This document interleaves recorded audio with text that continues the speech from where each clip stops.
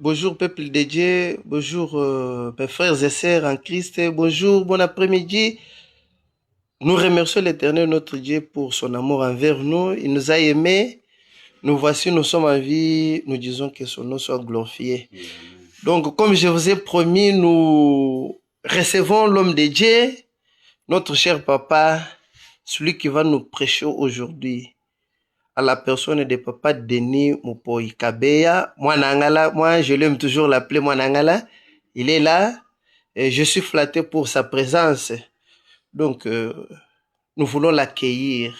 Accueillons notre cher papa avec nos deux mains là où vous êtes. Et secouons, disons tous Amen. Vraiment.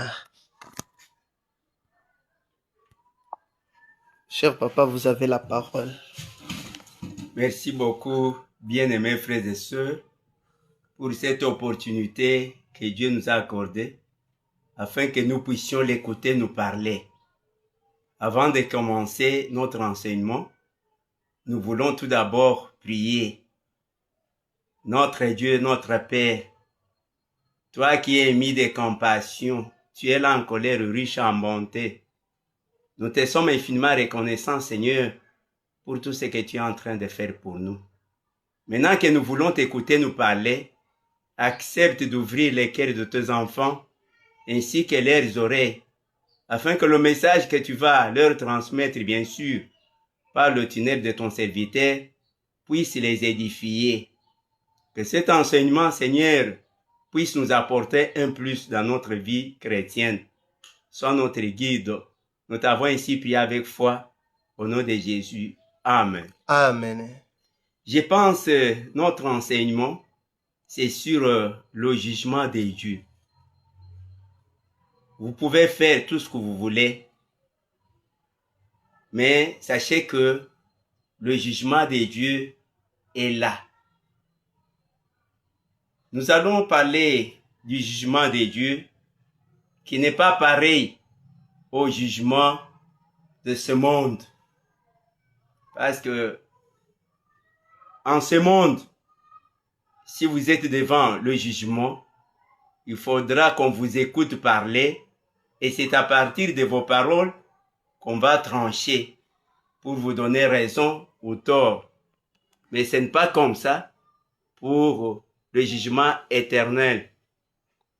Le jugement de Dieu, bien sûr, nul ne va échapper au jugement de Dieu. Nul ne va échapper au jugement de Dieu.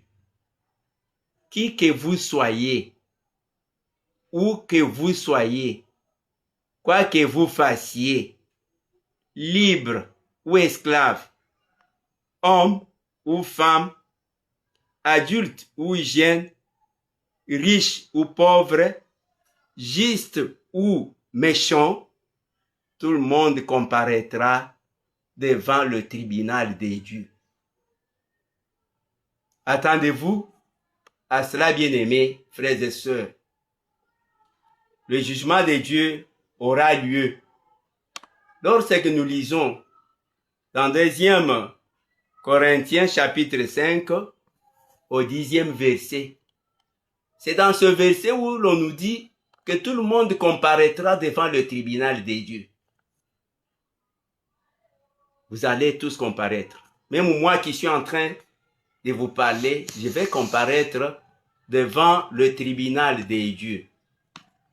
Même dans Romains chapitre 14 verset 10, il est aussi dit que nous allons comparaître devant le tribunal de Dieu.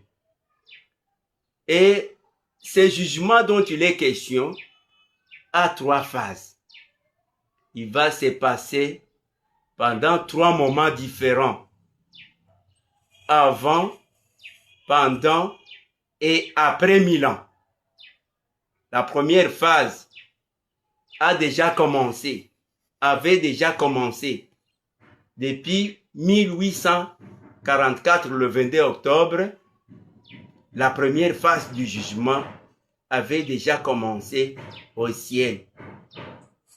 Et la deuxième phase, c'est pendant 1000 ans. tandis que la sentence finale, c'est après 1000 ans. Nous revenons sur la première phase du jugement qui avait déjà commencé depuis 1844, le 22 octobre bien sûr, selon Daniel 8, verset 14. Le jugement avait déjà commencé. Et dans ce jugement, qui s'est fait bien sûr derrière le voile, on l'appelle jugement investigatif ou encore jugement de contrôle. Dans cette première phase de jugement, on se sert de 3 livres. On se sert de 3 livres selon Daniel chapitre 7, verset 9,10,13. Je pense que le temps ne nous permet pas d'exploiter ces références bibliques-là. Mais je suis sûr et certain que vous allez les exploiter. Le ciel se sert de 3 ouvrages dont il est question dans Daniel 7, verset 9,10,13. Et dans cette première phase du jugement, le juge président, c'est l'Éternel Dieu, notre Père lui-même. Au verset 13 de ce chapitre, on nous dit que Jésus-Christ est notre avocat. Il est notre avocat. Et les anges sont là comme assistants afin de voir comment est traité le dossier de tout un chacun d'entre les humains. Et il y a 3 ouvrages comme je venais de vous le dire. Il y a le livre des souvenirs, il y a le livre des vies et il y a le livre des morts. Le livre des souvenirs, c'est dans Malachie chapitre 3, où il est parlé du premier livre, qui est le livre des souvenirs. Malachie chapitre 3, verset 16. Nous pouvons aussi lire en Actes des Apôtres, chapitre 10, du 1er jusqu'au 4e verset. Que les bonnes œuvres que Corneille était en train de poser est allé jusqu'au ciel comme un signe de souvenance, comme un souvenir. C'est-à-dire, ça doit être couché, son nom doit être couché dans le livre de souvenirs. Et il y a le deuxième livre, qui est le livre des vies.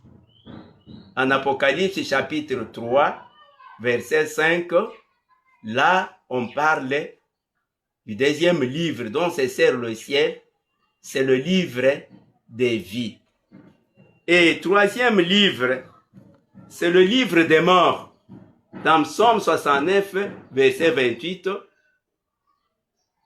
il est dit que leurs noms ne doivent pas être inscrits ensemble avec les noms des bienfaiteurs.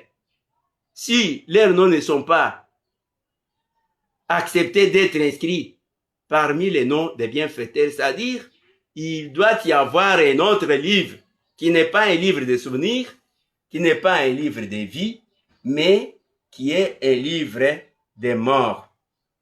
Ça, c'est la première phase du jugement, avant 1000 ans. Et la deuxième phase du jugement, c'est pendant 1000 ans. Là, c'est dans 1 Corinthiens chapitre 6, verset 1er jusqu'au 3e verset, où on nous dit que nous allons juger les anges, déchus bien sûr.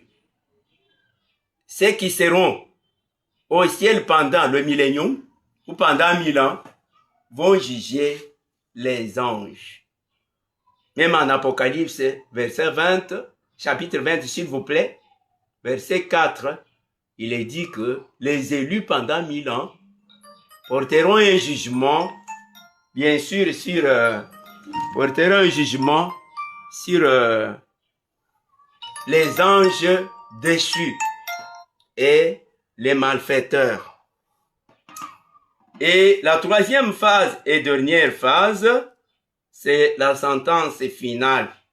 Là, c'est en Apocalypse, chapitre 20, verset 12 jusqu'au 15e verset, où tous ceux dont leurs noms ne se trouveront pas inscrits dans le livre des vies n'auront pas la vie éternelle. C'est ainsi que je vous exhorte, bien-aimés frères et sœurs, de bien nous conduire. Nous ne devons pas boire comme boivent les porcs. Nous ne pouvons pas manger comme mangent les canards, mais nous devons nous comporter comme vrais enfants de Dieu, pour que ces jours-là, nous puissions hériter le royaume des cieux et avoir la vie éternelle. Évitons de l'orgueil, évitons la jalousie, évitons la haine, évitons l'isme qui bat record aujourd'hui. Et si nous évitons tout cela, nos noms se trouveront inscrits dans le livre des vies et nous allons vivre perpétuellement. Je pense, nous sommes arrivés à la fin de notre enseignement, que ce message édifie tout celui qui l'a suivi, afin de pouvoir prendre de grandes décisions pour son bonheur et pour la vie éternelle. C'est là au nom de Jésus. Et c'est Jésus-là de Nazareth. Amen. Amen.